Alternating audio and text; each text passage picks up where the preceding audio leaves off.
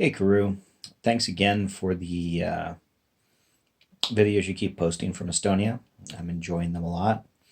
I wanted to make a quick video about the kind of series of events that we've been attending, formal events, over the last 5 days, I guess, um, and just talk about them sort of in sequence and about our community a little bit. So, the five events were last Friday. There's something called the First Citizens Banquet, which is held once a year, and they give awards. I think it's sponsored by the Chamber of Commerce, um, and they give awards for the first man and first woman of Pendleton every year, Employee of the Year award, Business of the Year award, and I can't remember if there's another one, but um, you have to pay $50 a plate for dinner, and it's a multi-hour event, and they have somebody kind of emceeing it, and they have a charity auction, and people, each table has 10 people sitting at it, and somebody sponsors the table, some business usually, and so they put up a big centerpiece with a lot of stuff, and actually each person who sits at the table gets some stuff to take home. And then at the end of the day, at the dinner, they pick a number between 1 and 10 randomly, and that person gets to take home the centerpiece. So and there's a lot of sort of pomp and tradition around this, and apparently it's been going on since like the 1950s. So there's people who've won all these awards over time, and we were invited to go by Phil Hauk, who's the former mayor of Pendleton, and he lives two doors down from Gareth and Heidi. Used to live two doors down from Melissa, and we've kind of become friends with him and gone out to dinner with him several times. He and his wife over the last few months. So he invited us to this dinner, and it was a cultural experience. It's not the kind of thing that I usually am into, but I'm not sure. Anyway, I'll talk more about it later. Anyway, so that was the first thing Friday night. Obviously, Sunday was Scott's Memorial and I think Guy said there were around 600 people there. The paper said around 800, but I think their numbers were wrong. But regardless, it was a lot of people, and it was very community oriented. And maybe you already have seen the video of it. Eric did a great job.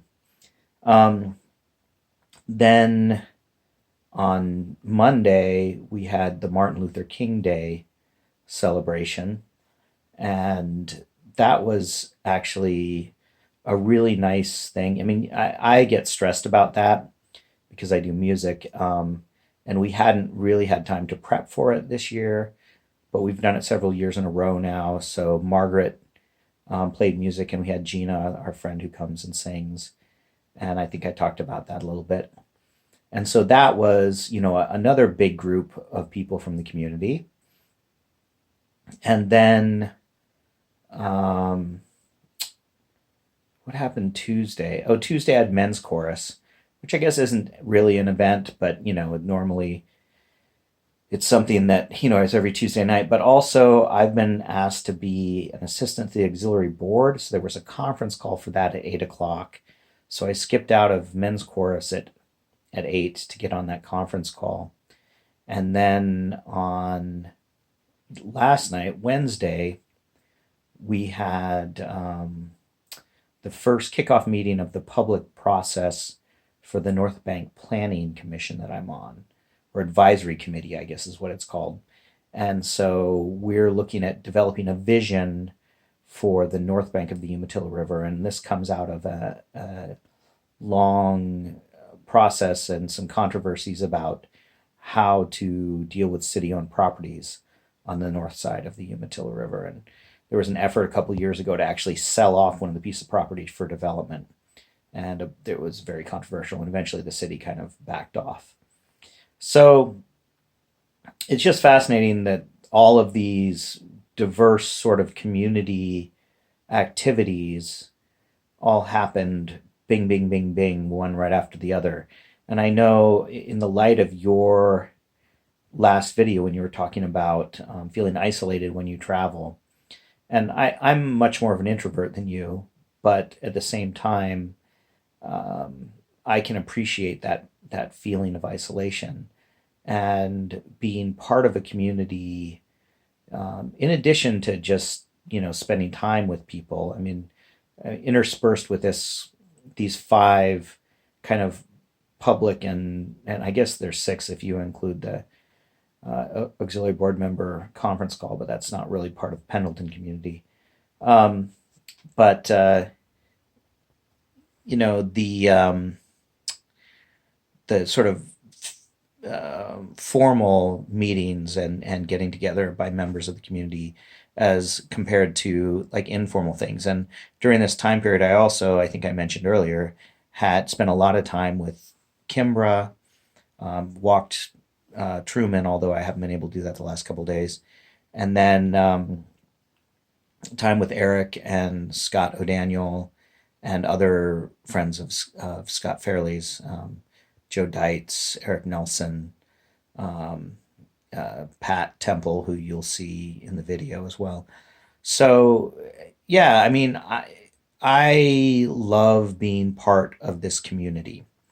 And even though, going through these events that I talked about, these five events, I had thought about making some videos about the cultural experience of those events and maybe being a little critical of them because, I mean, there's things to criticize in sort of most of them. I wasn't going to criticize the memorial service. But, honestly, um, there's a lot of people out there trying to do the right thing and trying to be part of the community and people who are nice and friendly and kind. And I want to be part of that. I want to be part of that solution. I don't want to be part of the people who are fighting against something. I want to be fighting for something and and participating in friendships and relationships. Um, and I know, you know, I think anytime anyone loses someone close to them, you have this moment of clarity and these, you have the pain, but then you have the reassessment of life and so it feels a little trivial to talk about it in the context of Scott's passing, but at the same time, um, I feel that attention to the community.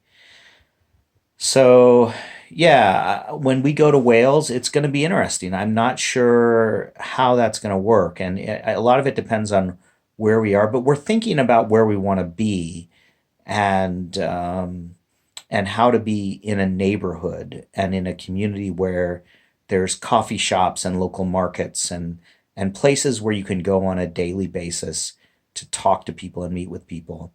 In addition, I was looking for open mics where I could go play. Sarah and Gareth and I will probably all do some Welsh language lessons and go to places where people can speak Welsh. We can speak Welsh with other people. I might look for some pickup soccer with older people, although I probably won't be good enough to keep up with people. But, I don't know. There's a lot of possibilities. But yeah, I expect to spend a lot of time hiking around, but maybe there's groups of people who hike as well. So we'll see. The other thing I want to talk to you. I'll call you and talk to you about hiking off his Dyke Path because um, Scott Fairley was going to do that with me. He wanted to do it, um, and he was in. Like we were going to do it, and I was. I don't know if I talked to you about it, but it's going to take 2 weeks probably, and I'm basically inviting all of his friends to go. And if we get a group of like five people, I don't know if you'd be interested in doing that. It's not as social as, say, the what's the trail in France? I can't. Um, my brain's spacing. You know, the pilgrimage. Um, but it's one of those things where there would be plenty of opportunities. You know, you'd spend nights in inns and local communities, um, and if we had a core group of people, there'd be a lot of time for conversations and building relationships and that sort of thing. I think it might be fun, and it wouldn't be. I mean, I don't know how your knee would hold up, but I think you could do it. The amount of walking you're doing, and we could moderate. I don't know. You know, I'm thinking 14 miles a day is not a killer, but it might be bad with your knee. Anyway, stuff to think about. Yeah, March. I will make it to see you in March, one way or another. I may make it to see you twice in March. So I should stop. I'm sorry I've rambled on here a little bit, but we're heading out tomorrow. We go to Seattle and then fly out for France on Saturday. So that's my story. I'm sticking to it. The next time you hear from me, I'll be in France. Take care.